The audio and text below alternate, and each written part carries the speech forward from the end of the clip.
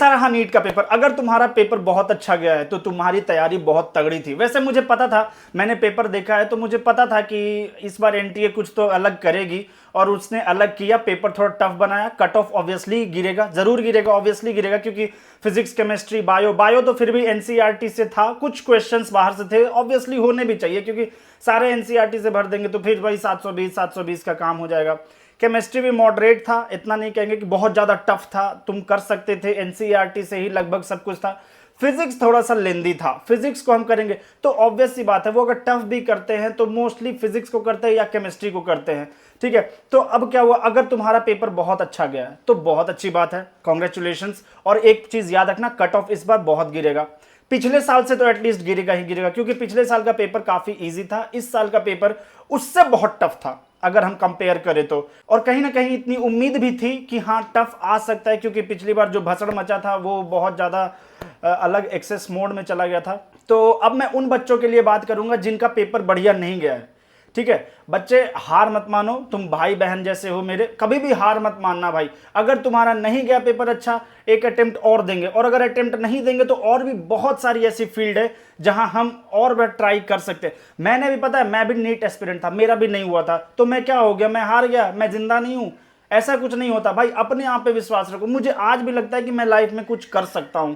ऐसा नहीं है कि मैं ये सोचता हूं कि मेरे से कुछ नहीं होगा। मैंने भी नीट दिया था, मैंने तो 3 अटेम्प्ट दिए थे नीट के, मेरे नहीं हुए थे, कोई बात नहीं, नेक्स्ट बार ट्राई करेंगे, अगली बार देखेंगे, अगर हुए तो सही है, और अगली बार और दुगनी मेहनत करेंगे। तुम्हारे लिए तो अच्छा है, तुम्हें पता चल गया कि पेपर कैसा आता है, किस चैप्टर को कितना प्रायोरिटी देना है। तुम इसको पॉजिटिवली लेकर देखो ना, कितना सही हो गया तुम्हारे लिए कि तुम्हें एटलीस्ट पता चल गया। तो अगले साल जो नए बच्चे आएंगे जिन्होंने कभी भी अटेम्प्ट दिया ही नहीं है, उनसे तो तुम वैसे भी आगे हो, और तुम एक बार पढ़ भी चुके हो। तुम्हें क्या करना है, सिर्फ रिवीजन करना है और अच्छे से पेपर गो थ्रू करने हैं, और तुम्हें पता है क्या होनी चाहिए स्ट्रैटेजी, किस महीने में कैसे खत्म करना है सिलेबस, कहाँ पे मुझे रुकना है, कहाँ पे मुझे दौड़ना है, कहाँ पे मुझे क्रॉल करना है, ये सारी चीज़ें तो तुम्हें एटलीस्ट पता चल गई।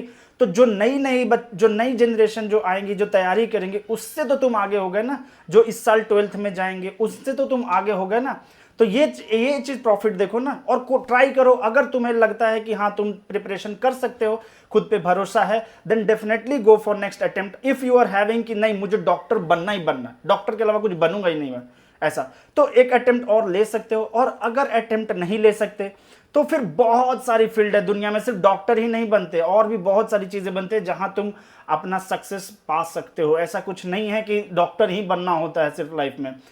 अगर तुम्हारे पास ऑप्शन नहीं है तो कभी भी अपने आप को इतना ये मत समझो। पेपर टफ था, मैं मानता हूं सबके लिए टफ होगा, ऐसा नहीं होगा कि सिर्फ तुम्हारे लिए टफ था। फिजिक्स लेंदी है, सारे टीचर सब यही बोल रहे हैं कि फिजिक्स लेंदी है, तो ऑब्वियसली होगा फिजिक्स लेंदी।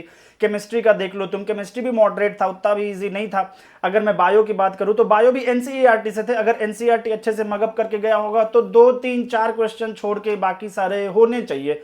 फिगर से एक भी क्वेश्चन नहीं थे, कोई बात नहीं, ठीक है। अगर अच्छा गया है तो बहुत अच्छी बात है, अगर नहीं गया है तो एक अटेम्प्ट और लेंगे, और अगर अटेम्प्ट नहीं ले सकते तो किसी दूसरे फील्ड में जब हम स्विच कर रहे हैं तो हम उसमें अपना बेस्ट देंगे।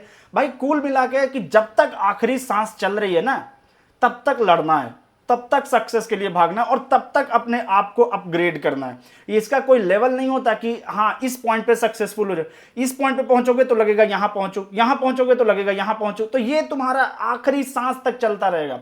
तो कभी भी हार नहीं मानने का, अपने आप को थोड़ा सा टाइम दो और सोचो कि क्या तुम्हें करना है आगे। अगर तुम्हारा पेपर खराब गया है तो, और अगर तुम्हें लगता है कि तुम्हारा सिलेक्शन नहीं हो पाएगा तो, ठीक है। और जिनका अच्छा गया है वो काउंसलिंग के लिए जाओ, very good, all the best. और जिनका पेपर खराब गया है ना, उनके लिए मैं ये बोलना चाहूंगा, अगर तुम्हारे अंदर सच में गिल्ट है ना, तो अगले साल डॉक्टर बन के दिखाओ, जो मार्क्स तुम्हें चाहिए वो ला के दिखाओ। अपने आप से वादा करो कि अगले साल तुम डॉक्टर बनने वाले हो। हम लड़ेंगे और जीतेंगे। All the very best.